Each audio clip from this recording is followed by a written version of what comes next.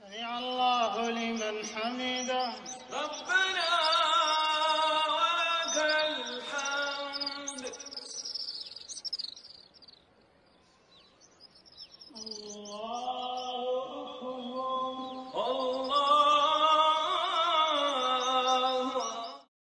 بسم اللہ الرحمن الرحیم۔ السلام علیکم دوستو، سعودی حکومت کی جانب سے عید کے بعد مرحلہ وار جس طرح سے خوشخبریاں آ رہی ہیں، یقین کریں وہ تمام غم جو کہ کرونا کی وجہ سے بہت سارے افراد کو کرفیو کی وجہ سے سہنے پڑے، وہ تمام کے تمام آہستہ آہستہ ختم ہوتے جا رہے ہیں۔ الحمدللہ بہت ساری خوشخبریاں کرفیو ختم کرنے کے سلسلے میں آئیں، کام شروع کرنے کے سلسلے میں آئیں، مگر کچھ دل بوجھل تھا کہ مکہ المکرمہ کو کیوں نہیں کھولا گیا۔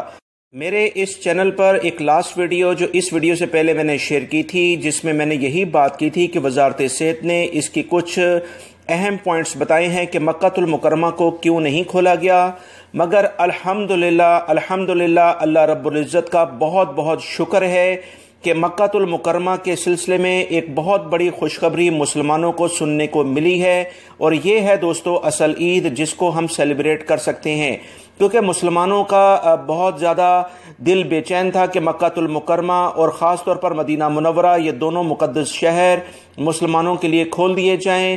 اللہ رب العزت کا بہت شکر ہے کہ یہ دونوں شہر مسلمانوں کے لیے مکمل طور پر کھول دیے گئے ہیں۔ اس میں اللہ کا بہت احسان ہم مانتے ہیں، یہ ہے اصل عید جس کو ہم سیلیبریٹ کر سکتے ہیں۔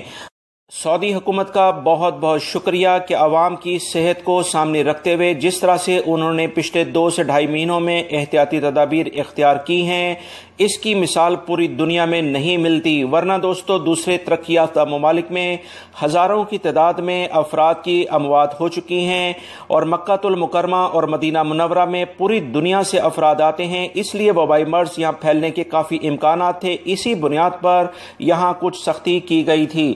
یاد رکھیں سعودی حکومت نے 2 مراحل میں مکہ المکرمہ کو دوسرے سعودی عرب کے شہروں کی طرح کھولنے کا آغاز کیا ہے۔ اس میں سب سے پہلا مرحلہ 8 شوال سے شروع ہوگا، اور اس میں کرفیو صبح 6 سے شام 3 بجے تک کھولا جا رہا ہے۔ آس پاس کے علاقوں میں یعنی ریجن میں آنا جانا شروع ہو جائے گا، جو کہ میرے بہت سارے بھائی اور بہنوں نے اس بارے میں سوالات کیے تھے۔ کرفیو کے پہلے مرحلے میں تمام کاروبار جس میں سوائے وہ کام جس میں حلاق یا جو بھی بیوٹی پارلرز وغیرہ ہیں اور یا سپورٹس کلب، یہ نہیں کھلیں گے، کیونکہ یہ کچھ ایسے کام ہیں جس کی وجہ سے وبائی مرض کافی پھیلنے کی توقع ظاہر کی جاتی ہے۔ وزارت صحت نے اس پر سختی سے پابندی لگانے کے لیے کہا ہے۔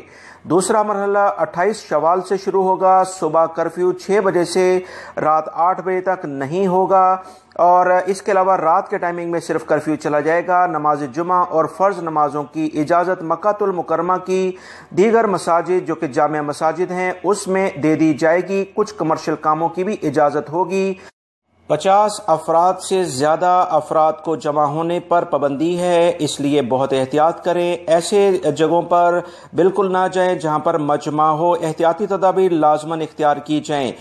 دوستو یاد رکھیں اس بارے میں بہت جلد اعلان ہوگا کہ طواف، عمرہ اور حج بھی شروع کیا جا رہا ہے۔ تمام مسلمان نیک نیتی کے ساتھ اللہ رب العزت سے جب دعا کرتے ہیں تو یقیناً وہ قبول ہوتی ہے۔ امید کرتا ہوں یہ جو معلومات میں نے آپ سے شیئر کی ہیں انہیں آپ لائک کر کے اپنے دوسرے دوستوں سے لازمی شیئر کر دیجیے گا۔ آپ کی قیمتی وقت کا بہت شکریہ۔ السلام علیکم۔